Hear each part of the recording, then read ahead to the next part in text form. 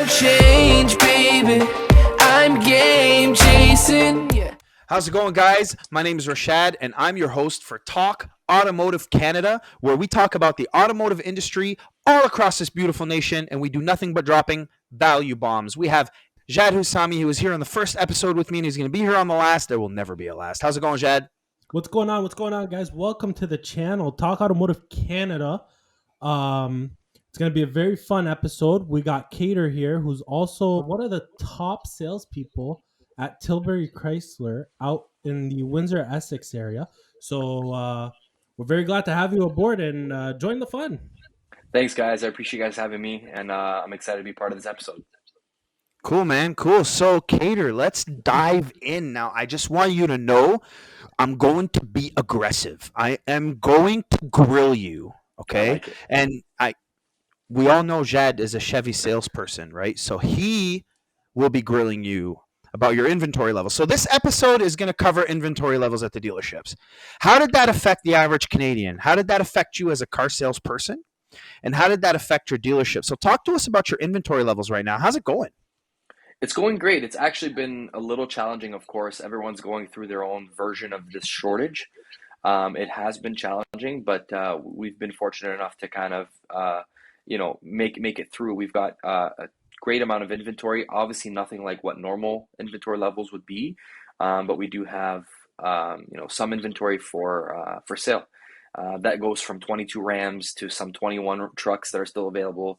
We have some 21 Jeeps, Grand Cherokees and Cherokees, as well as Wranglers that are just dropping now, some of which were ordered previously and some of which were ordered for stock. So, and I'm sure you guys covered this previously on the microchip issue, but these 21s that are dropping are because they didn't have microchips to drop them earlier, so we're getting them now. Kader, I was going to ask you that. Are you guys going through the same thing that we're going through? So trucks that were already built that were 2021s, is that what's landing at your dealership? Yeah. So we just had one of our last runs of 21 classic trucks that landed. Okay. There are a few more in the pipeline. I would say less than 5 that are supposed to be landing in the next week or so. Okay. But yeah, there was some that were Yeah. kind of just waiting on chips. What's your how is that working out for you guys? Are those trucks reserved? Because I know, like, in our world, for example, my beautiful GM world, okay, Hmm. when people are ordering I can just feel the tension, and it's over the internet. It's unbelievable. It's transpiring through the connection. when people are ordering their trucks, like, people were reserving trucks that were already coming in, whether 21, 22, whatever the case may be. So you guys actually have people that didn't reserve those trucks before they came in. Is that kind of what's happening? No, we placed orders around September and October and November for the last production run of the year. So we were able to secure some units that were not already reserved. Some of the units that were reserved had started dropping in, but we like I said, we were able to secure some more 21 product. It took a little longer than usual just because of the microchip issue, but yeah, like a lot of the product that was on our incoming list was already pre-sold, and some of the stuff that we ordered for inventory got sold throughout the process as well, and the ones that didn't get sold landed and got sold once they landed. Interesting. Okay, well, that's good. That's interesting. That's really interesting. Now, I want to We talk don't have that about, problem. Keep going. first of Richie. all, Because you guys don't have trucks. well, listen, hold on. Whoa, I have to whoa. chime in here. I have to chime in and say that what they're selling, they call trucks, but they're not real trucks. Whoa. My 5.3 buddy can take on pretty much any truck out there. All right. My All right. 6.2 Let's, just look, dominates. let's stick My to the 3 liter subject, you diesel two. is just out of this world. Let me tell Okay. you. Okay, listen. Let's talk about this. We're here to cover, like, about the automotive industry in Canada, right? So Yeah. I want to take you back. I want to take it back to when you first started at Tilbury Chrysler. Tell me about the inventory then. Tell me about the inventory now, and tell me, how does that affected pricing? Like, how are your customers? Have you seen a change in behavior in the customers at all? Like, what does that mean to the consumer, Yeah. man? Yeah. So when I first got to Tilbury Chrysler, we had some new vehicles. The majority of our inventory was obviously more towards the used side, and with regards to pricing, because of the lack of new cars, the pricing on used cars skyrocketed. So trade-ins were starting to get evaluated a lot more than what they normally would. Selling points have gone up. I know you guys, Rachad, you're a sales manager, so you deal with all the buying and stuff. So I know you've seen the drastic change in the last 18 months from pricing on vehicles back then to what they are now. Correct. The consumer, thanks to the media and word of mouth, is now starting to understand, or at least started to understand throughout this year, that things are changed and they're different, and it's going to be harder to get some of these vehicles. A lot of the vehicles that people were after were the mid to high level trims, which we didn't have much of because we had already sold them all. Those were the ones that people placed orders on. We had the low to mid level trims here and there that were left off. But again, it was more towards the used side. We then went through a patch where our used side started to get really skimpy, and our new got really like loaded up. So then when we started selling the new stuff, we started taking in trades and refilling up our used side. So it's starting to even out. We've got almost the same amount of new as used, and we're looking like we're going to be going into the new year in good shape. And this time of year, a lot of consumers are focusing on their Christmas shopping and paying up their credit cards from racking them up for Christmas. So it's common in the industry that it does kind of take a little bit of a It does slow down in but December in general, and that's very common. The one thing that Yeah. we got to talk about right now is you guys as a dealership, and I'm sorry if I'm being blunt. I told you I was going to grill you, okay? So you have been warned. Yeah, that's fine. But are you guys Mhm. taking advantage of the fact that there is no inventory to increase profitability to the dealership? In what sense do you mean? Like we can't mark up over MSRP No, that's due to against OMVIC laws, OMVIC, right? and everybody knows that. But what I'm saying is, like, are you taking advantage of the fact that you don't have inventory? Therefore, as a dealership, you're not discounting cars. So the best thing is Oh, Is there no 100%. negotiation? Is 100%. pretty much what he's trying to tell you. Well, it's always been technically a no negotiation world in a sense, because we're using live market pricing. You either get employee pricing or you don't. You get the rebates that are supplied by Stellantis. But in this certain case, yes, if let's say by example we're left down to one truck, and I come in with an offer to my manager that's $2,000 below, my manager is not going to take that deal. Whereas if he had 15 or 20 of them, he might just say, you know what, we're going to sell the unit, Very, right? very true. But nowadays, no. Nowadays, no, they Which will is, turn it down even if it's a and I'm dollar and I'm kind underneath of curious because what I they want to expect. ask you this question because I got asked this Yeah. question, and we had this little conversation, me and you, Richie. Mm. Are you guys more on a wholesale level? Or are you guys more on, like, are you guys paying up for trades like everybody else is, or are you guys being more conservative and just following the market? Well, we're definitely paying what the market bears for trades. However, what I will say is that um, through our trade process, we do make sure that we're very transparent with the client, and we make sure they understand why they're getting the number they're getting in retrospect to what the market bears. We explain that obviously when we buy these trades, we're going to sell them for a profit. It's no 100%. secret we're a business. There's going to be some reconditioning involved, so the customer is aware of what we're paying, why we're paying it. And we are paying more than normal. Like this year alone, I've been able to purchase 2021 Rams that were leased out earlier this year. I've been able to actually buy people out of their leases 8 months in, or even out of their finance deal. I've been able to buy them out within 8 months, which normally vehicles depreciate in value. We're seeing a time where some vehicles are either breaking even or actually appreciating a little bit. And that little bit of appreciation is really just a bonus, just a cherry on top. But yeah, I feel like we have been paying up No, So I'm wherever. gonna chime in here. I don't know if you guys can see my screen, but I know the viewers will be able to see my screen right now. We're on the Tilbury Chrysler website, okay, and I'm seeing that you guys are showing 124 cars, new cars in stock, which is really nice. I mean, honestly, kudos to the management team, to the ownership for trying to secure as much inventory for you guys to be able to sell and sustain as salespeople. I do see, to chime in on Jad's question, I do see that you guys are carrying only 37 used cars. Now, are you seeing that your management team is more or less wholesaling the trades, or are they trying to hang on to everything that you guys have for you guys to be able to sell? Because when I see 37, being a used car manager myself, I understand that you're going to burn half your inventory in 1 month. It's the burn rate, right? So if you got 37, you're going to sell 17. If you've got 50, you're going to sell 25. That's the math that is typically used around dealerships. Every group operates differently, but that's how the industry math works. Is this considered a low level of inventory in your entire year that you've been there, or do you find that that's what you guys typically carry throughout the year? Yeah, I'm gonna say, just to answer your question with regards to wholesale first, the inventory you're seeing on the website right now is a little bit behind. There should be more than that right now, just because we have a inventory manager that's out on Okay. surgery. Okay. So he Okay. hasn't really been able to keep up on that. But with regards to the wholesale side, we do wholesale some vehicles, the ones that are a Yeah, little bit like high older, a little bit mileage, higher this, mileage that that, we that's common. But I mean, are you seeing them wholesale? Like, look, I know dealerships right now that are grabbing trucks and wholesaling them to the US, making a buttload of money rather than Yeah, hanging on to them and And you're selling them letting in the you Canadian reap the market. yeah. rewards, man. You know? Yeah.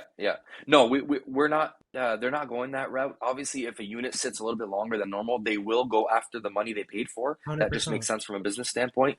But they've given us first crack at it before they even talk Interesting. about wholesaling. So now just So to yeah. And go with ahead, regards go to ahead, go ahead, go your ahead, go ahead, go ahead, go ahead. sorry. With regards to your question about inventory levels, seeing as the manager is off right now, there's probably another 10 units that aren't on the website, and 47 would be kind of where we're at right now.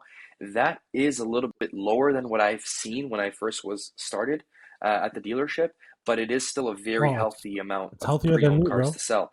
It's- Um, I was gonna say, yeah, listen, I think Jad low key is typing up his resume and he's getting ready to No ship that way. right over to you. you know No, what, you know, you know what, Jad? I've worked with Jad before. He's a great salesperson, and I'm sure that if he did ever consider coming through back to this side of town, he would definitely love. We'd love to have him. that's Well, I awesome. appreciate that. Thank you so much.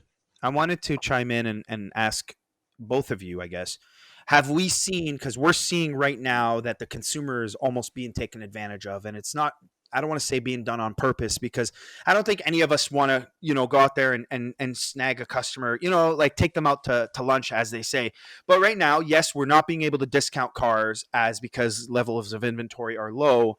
Um, do you think, your individual opinion, starting with Jad, do you think that it's smart for somebody to buy a car right now, or do you think that they should wait for 2022? Like, just your own personal opinion. It doesn't have to be fact related. See, my personal opinion on that, sorry. My personal opinion on that is I could tell you that, look, we've been in this business long enough, me, you, Kader, to understand that, is there ever the best time to buy a car? Yeah, I agree with you on that. You Yeah, You understand think what it's I so? right mean? now. There's It's right never now. the best time. It's just Right the best now. time that works for you. So hold on. Why do you think right now is the right time for somebody to buy a car right now? To answer your question though, very quickly, um, the for new cars definitely is the right time to buy a new car because we do not know how long this inventory issue is going to go on for. This inventory issue can take 2 to 3 years Hmm. before it gets resolved and everybody's back up on their feet running like they used to. On the used car, if Hmm. your car is working right now, you know, you can either profit on making a buck off of it, I guess you could say, because you're going to get a little bit more money for it. But it's like the housing market. You know, you're going to sell high, but you're also going to buy high. So there's really, unless you're planning on keeping that car for about 10 years, I'm kind of That's I'm kind interesting. of in the middle on it. That's interesting. Cater, what do you think? I agree with Jad. I mean, the new car market is very rocky right now with regards to our inventory levels and what we'll be able to supply. We're being able to put in orders, but realistically, how much of those orders can the manufacturer actually fill with the whole microchip issue going on? And now with this new Omicron variant, how is that going to come and play? How is that going to affect manufacturing? Um, but what I will say is, on the used side, if you have a good used vehicle, pre-owned vehicle that you can sell and make a profit, my number one recommendation to you would be to lease a vehicle over buying a new one because with leasing, especially if it's a short-term lease, if a year, 2 year short-term lease like these classics, we know that this inventory issue is going to be around for a little while, like Jad was saying. The bonus about leasing something right now would be the buyout is going to be much less than what the market value is, unless the manufacturer decides to do a correction, which I'm not sure how that really works. I'm not well educated on the correction of the market, but I've been able to see people that have lower Of buyouts course, than what the because truck is selling the now. buyouts that you're seeing So now that would be my were opinion. set from 2 years ago, right? So that's common sense. The one thing that I wanted to mention to you guys, based on a little bit of research that I did, so Intel has decided to spin off their company called Mobileye, which is going to be IPOing halfway through the year this year. They're going to be raising that money to actually open a factory to build these chips for the automotive industry. GM has signed multiple partnerships with different microchip companies, and everybody's coming out with this news now saying that, we're going to have all these microchips, we've got it all solved, all that bullshit. And then you have the luxury manufacturers, and Kia Canada, I can confirm Kia Canada has said that. So has Mitsubishi, and the luxury brands that I've read on, which is BMW and Audi, have said that they are going to intentionally never bring back levels of inventory to the way they were, because it's too profitable for their dealer partners and themselves as manufacturers. So to end this episode, I want to understand from you guys, like, are we screwing the consumer here, or what are we doing? No, absolutely not. I Are we just giving her back, or what are we doing? No. If you go to Costco, do you negotiate your groceries? That has nothing to do with it. No, I wouldn't. Because, listen, I hate that question. I hate when car salespeople tell me that. Why? You know why? Because we started this beast. We let people negotiate back in 1852 when Uncle Ford was on the line. People were negotiating before we were born. Okay? Yeah, but we let them negotiate cars. People weren't negotiating laundry detergent, bro. Okay, well, if I can negotiate cars, I can negotiate my furniture. I'm just saying, you cannot be mad. Listen, you can't be mad at the customer for negotiating when you made that the norm. You just can't. Yeah, but it's like everything in this world, it evolves. Listen, at the end of the day, the decision falls on the customer. All your job as a salesperson is to educate them on everything that's going on with the market, with the vehicle. And they will appreciate an honest salesperson versus someone that's chasing a buck. So, and I've done this before where I've told a customer, listen, I know you want to buy this 22 Sport right this second. However, it's a very high chance that in 2022, there's going to be a better rebate. So if you hold off for a month, if I was a gambling man, I would gamble they're going to have a rebate on a 2022 Classic. I did that today. I had a gentleman that had ordered a 21 Classic, and something happened. And I said, listen, if you hold off for another month or two, if I was a gambling man, I would gamble they would have the same rebate on a 22. He was like, wow, you know what? I appreciate that you didn't, try to keep me in this 21. Now I'm getting into a 1 year newer vehicle. Can you find me one? I said, no problem. I opened up my incoming list. I have a black one that's exactly the way he wants it. I couldn't give him any pricing because I don't know what the rebates are, but I was able to put his name on it. So in my opinion, I don't think we're screwing the customer. What I do think, though, is on the use side, the customer is going to pay an inflated price, but everything is getting inflated nowadays. Yeah, we're living in a time of inflation for food, sure. Beverages, everything. So we're not screwing the customer. The times have changed. The customer is adapting. What it's going to do is going to weed out the customers that are not serious and the ones that can't afford it. It is what it is. Not everybody has the luxury to be able to buy a vehicle. The ones that can afford it will make a decision. And then the you ones that also can't, they'll have to. I know take we're kind of rambling on a little bit too, but they started the idea of eliminating negotiations since like 2017.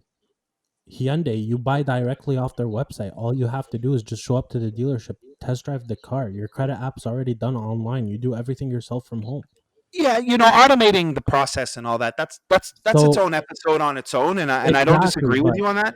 What I'm saying is, with levels of inventory being so low, going around to different dealerships right now, seeing what everybody's carrying in terms of, inventory levels. There's no cars to sell. Are we as dealerships right now taking advantage of that and not discounting cars? Therefore, we're being more profitable. But at the end of the day, we're creating a working class. We're being able to pay people more. I know that my administrative assistant gets paid more than what an average administrative assistant gets paid. Our mechanics now are actually, on average, getting paid at the highest in the city.